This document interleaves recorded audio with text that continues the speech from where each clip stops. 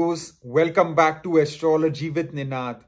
The year 2025 is fast approaching, and in this video, I'm going to discuss the 2025 yearly annual horoscope prediction for the 10th sign in the zodiac, which is Capricorn, known as Makar Rashi. I'm going to talk about several major life areas such as career, health, finance, education, travel, and much more. Before I get to the prediction part, I want to take a moment to analyze the transit and placement of the four major planets Jupiter, Saturn, Rahu, and Ketu. Why these planets in particular? Well, they transit in houses and signs for longer durations as compared to the other planets such as Sun, Moon, Mars, Mercury, Venus. So naturally, they exert a lot more influence, and so they have a stronger impact. Starting with Saturn, your Lagnesh, your ascendant lord, will be transiting in its own sign of Aquarius in your second house till March 28. On March 29, it will transit to your third house in the sign of Pisces, and it will transit there for the remainder of the year. Talking about Rahu, the north node of the moon will be transiting in your third house in the sign of Pisces till May 17. On May 18, it will move back to your second house in the sign of Aquarius. Similarly, its counterpart, the Ketu, south node of the moon, will be transiting in your ninth house in the sign of Virgo till May 17, after which it will transit to your eighth house in the sign of Leo and will stay there for the rest of the year. Finally, Jupiter, Dev Guru Brihaspati, will transit multiple times in 2025. Its initial transit will be in Taurus in your fifth house from the start of the year till May 13. On May 14, it will transit to your sixth house in the sign of Gemini. Again, on October 18, it will leave your sign of Gemini and transit to the seventh house in the sign of exaltation, which is Cancer, Karka Rashi. However, once again, it will move back to your sixth house in the sign of Gemini on December 5.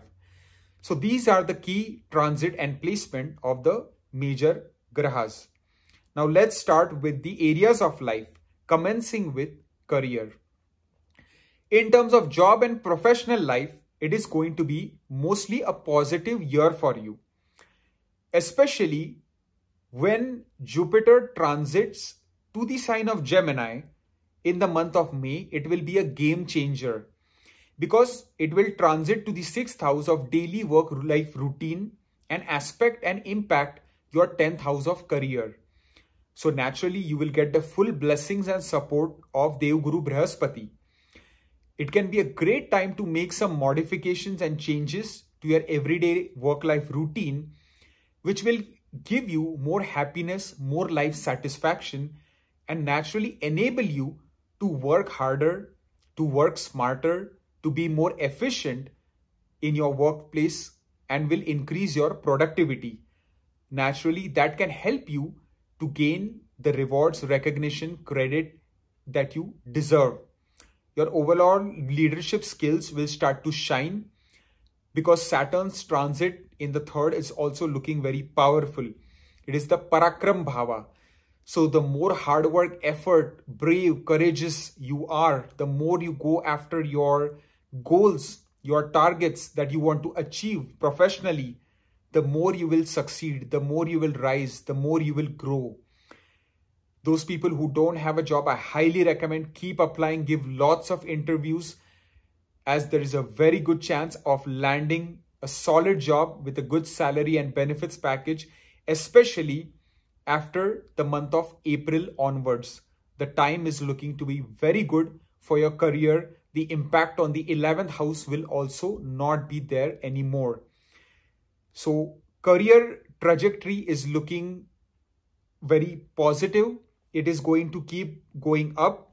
So try to make the most of it.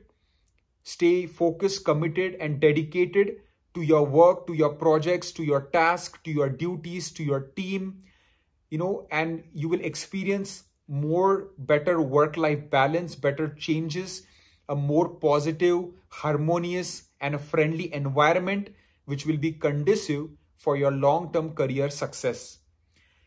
If I talk about business, for those people running a business or want to start a business, overall the year is looking good for the most part. It is going to be a very action-oriented year. It is the year of Mars, right? 2025 adds up to 9.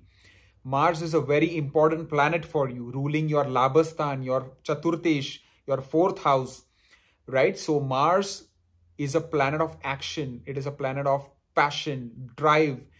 So if you're very passionate about your business, about your business model, then it is the year to work your hardest, to put in your most effort. Especially the last 3 months are looking to be phenomenal for your business domain. Increased profits, revenues, those sort of things are seen because Jupiter's exaltation will be in your 7th house.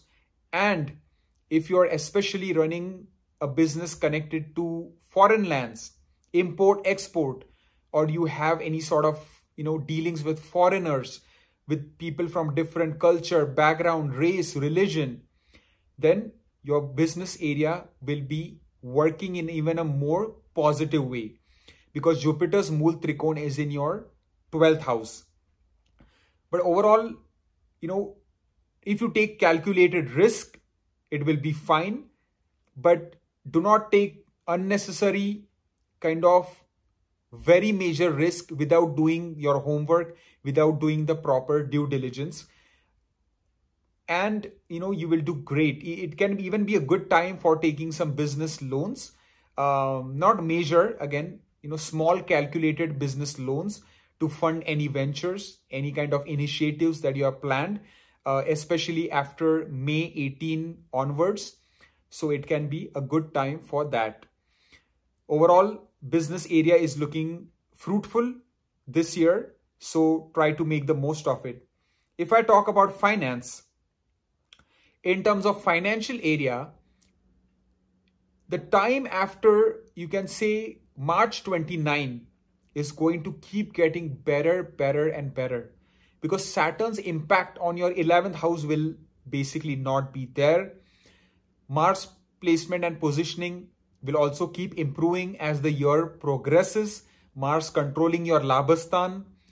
Overall, Rahu's transit in your 2nd house. I mean, your Lord of the 2nd transiting in the 3rd. That is looking exceptional. So overall, good wealth accumulation, increase in savings, bank balance getting better, inflow of money looking stronger from multiple sources of income, from your past investments. All these things can start to play out. Even for the moon sign people, Sadesati will also be completely over. From April onwards, you will be free from Sadesati. So a lot of positive changes are happening, are going to be seen even for your finances. Try not to take any major financial risk, especially in the first 3 months of 2025. If we talk about health, overall, your Lagnesh Saturn is going to be very strongly placed in this entire year. So I believe that, your health area is looking to be good for the most part. Just, take care, just common sense things like workout, meditation, yoga, dhyan, spending time in nature, helping you to relax, meditation, whatever makes you calm, increases the peace, the mental peace in your life, because being mentally happy, mentally peaceful, relaxed will not only, help you be more productive, it will also make you physically very strong, very fit to take on new goals and challenges that life has to offer. Then we talk about love. In terms of single people wanting to find someone, get into a relationship, the first 5 months are looking quite good, positive. A lot of opportunities are seen. So something can fructify for you. So definitely keep trying. And even the second half of the year is not looking shabby. It is looking good. Saturn's impact on your fifth can help to, bring a more stable relationship in your life. For those couples already in a relationship, the love, romance, passion will only keep growing. The bonding, the kind of trust will increase as the year keeps moving forward. And overall, the relationship harmony is going to be strong and grounded.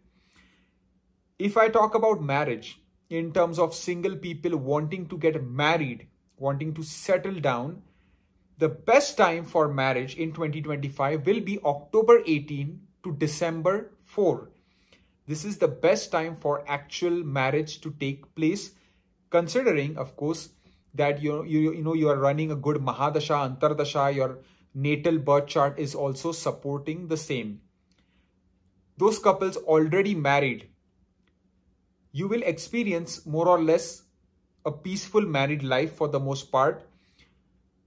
It will be filled with a lot of love, lot of care, compromise, doing things for one another, spending a lot of good quality time, which will help to increase your trust, your kind of faith in each other, your bonding. And overall, it is looking very harmonious, very peaceful. Especially the last 3 months are looking the best for your married life. So if you want to maybe even, embark on some nice long distance vacation, travel, it can be a good time for that. If we talk about education, for those students pursuing bachelor's high school, the first half of the year is a bit tough. So you will need to really put in the hard work effort to get the desired results. In terms of higher education, like master's, PhD program, the time is looking to be quite positive and strong, especially in the first half of the year. So try to make the most of it. Even in the second half, it is looking to be fairly good. I do not see any major concerns. Just stay very focused on your goals, on your educational aspiration, on your educational goals, and you will do great. If I talk about children, for those people who have children, the first 5 months are indicating a lot of kind of bonding with your children. A lot of time might be spent with them, which will be good to kind of, build your relationship in a positive way. And in the second half of the year, there can be some slight potential misunderstandings, some slight quarrels here and there. But it can be a great time to reflect on any changes that need to be made, any things that need to be sorted out, any differences that need to be resolved. And doing so will ensure a more harmonious and stable relationship moving forward, so that you can be on the same page. Finally, talking about travel, in terms of short distance travel journey, the time is looking good throughout the year. But in the first half, the first 5 months, you can say, you might feel a need to keep traveling a lot, but it might be imperative for you to decide whether the travel is actually necessary, it is actually needed, or is it just aimless wandering? Because Rahu's transit in the third can kind of, it is a mirage. It is a planet of illusion. So you need to be aware of that. In terms of long distance travel journey and vacation, the time is looking to be quite positive throughout the year. Especially the first half of the year is looking even better for major long distance travel journey and vacation to foreign lands, or it can be even travel for your business, for career, for education, whatever it might be. Foreign long distance travel is definitely supported this year, especially the first half, and even the second half is not looking too bad either. So looking at the big picture for my Capricorn Makar Rashi friends, the overall timeline is looking positive. because I mean your Lagnesh itself, Saturn, is going to be very strongly placed throughout the year. Rahu's transits are also looking good. Ketu's transits in the 8th, right? In the 9th and the 8th, it's all indicating is, maybe increasing your spiritual or religious inclination. If you are very religious, then maybe visiting a temple, mosque, masjid, church, whatever institution you follow, visiting it more often can do good for you. Its transit in the 8th is basically saying, do not kind of ignore any chronic health issues. Besides that, even driving, do not speed and drive your vehicle. Other than that, Jupiter's transits also looking quite beneficial for your finances, for your work life, for your job, for your marriage area, for your relationship, for finances. Overall, this year is looking to be a good and progressive year for you. Saturn, your Lagnesh, is going to be very strongly placed. So, this doesn't happen for many other signs because their rulers keep transiting very fast, as I mentioned before. But Saturn will be transiting, in just 2 houses this year. It will be in your 2nd house, but mainly it will be in your 3rd house from March 29 onwards to the rest of the year. And 3rd house is a Upchaya Bhava. It is a growth house where Saturn is very, very comfortable. So it can really take you to great heights if you're willing to put in the hard work, dedication, commitment. You're going to be honest, loyal, faithful towards your work, towards your business, towards your business partnerships, towards your relationships, whatever area might be, following a disciplined, structured life, and being moralistic, being ethical will go a long way. So I hope you truly have a wonderful year 2025, and I wish you nothing but the best. Thank you for watching.